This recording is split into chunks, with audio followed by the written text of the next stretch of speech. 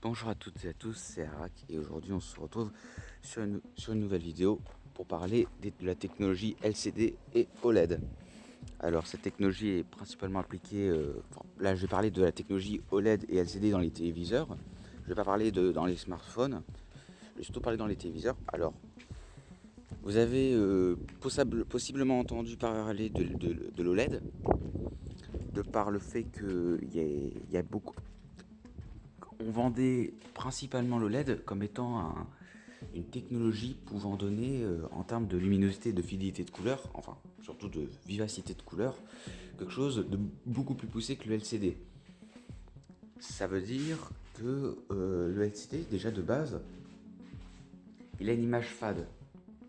Et aussi, le LCD derrière, il a une plaque sur laquelle il y a la dalle. Et derrière, il a un rétroéclairage. C'est-à-dire qu'en fait, il y a plusieurs épaisseurs. Il y a le filtre polarisant, le rétroéclairage, tout ça. Alors que le LED, lui, ses pixels à lui sont auto-émissifs. Enfin, c'est-à-dire que chaque pixel est contrôlé indépendamment. En gros, par exemple, disons que, en fait, la dalle LCD, c'est une seule grosse plaque.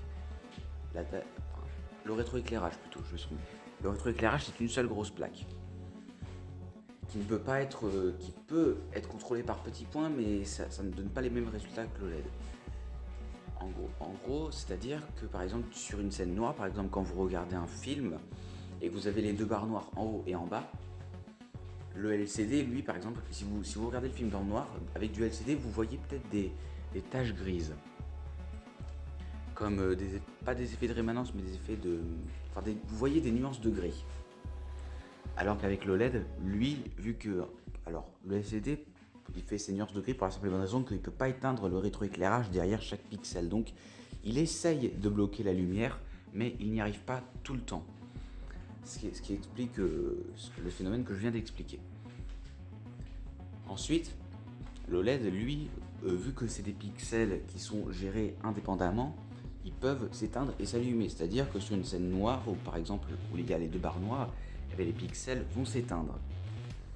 Parce que l'image nécessite du noir, donc du coup ils vont éteindre le pixel pour faire la colorimétrie voulue. Du coup, ça peut... Du coup, voilà. Ce qui est bien avec le LED, c'est que contrairement au LCD qui a une seule grosse dalle derrière, c'est que par exemple, là je vais parler sur les smartphones vite fait, si vous avez un smartphone avec un écran AMOLED, par exemple un Samsung ou par exemple un iPhone 10 ou quelque chose dans ces eaux-là, si vous mettez un fond d'écran de couleur noire, vous pouvez économiser de la batterie si vous restez tout le temps sur l'écran d'accueil. Pourquoi? Parce que vu que ce sera noir, et bien du coup il va dire ça c'est du noir, je dois couper les pixels pour créer la couleur voulue. Du coup, ça peut aider. Après, ce qui est bien avec le LED, c'est que contrairement au LCD qui lui est un peu fade au niveau des couleurs, la plupart du temps, l'OLED, on est obligé un petit peu de le freiner parce que des fois il y a des verts un petit peu trop flashy, des jaunes, il y a une colorimétrie assez flashy l'OLED.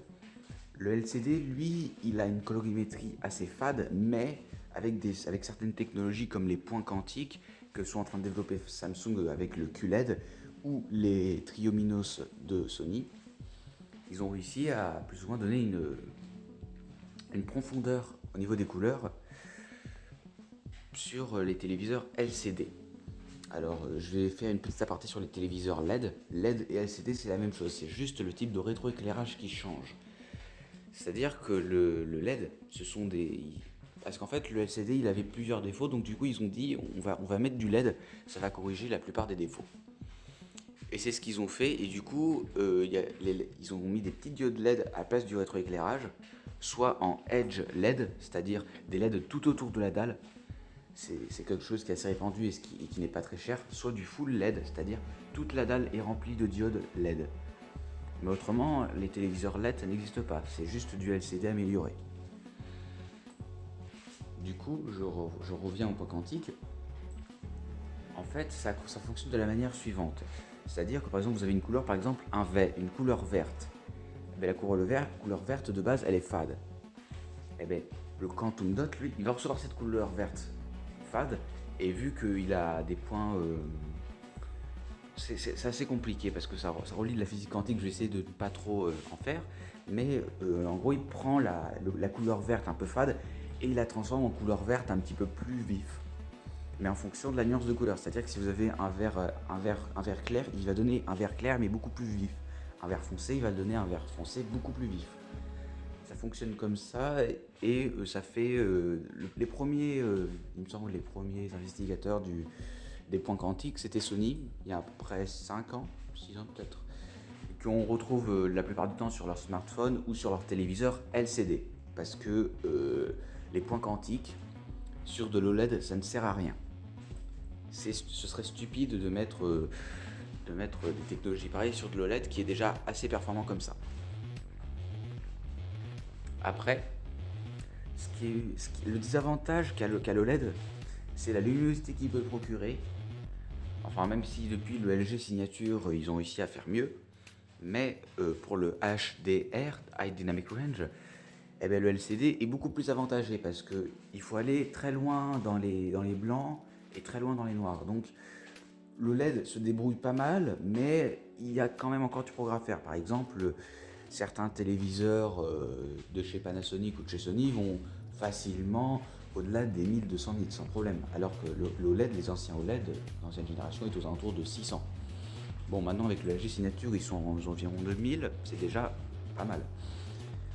Donc du coup, sur les anciennes générations d'OLED, peut-être que vous avez déjà eu un téléviseur OLED d'ancienne génération, que vous en avez un, ben vous voyez que si vous comparez avec les nouvelles versions, ben la luminosité et le support de HDR sera beaucoup plus implémenté.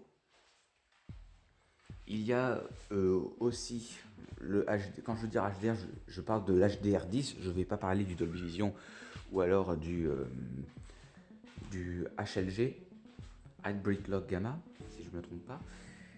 Je ne vais pas parler de cela parce que je ne les connais pas beaucoup.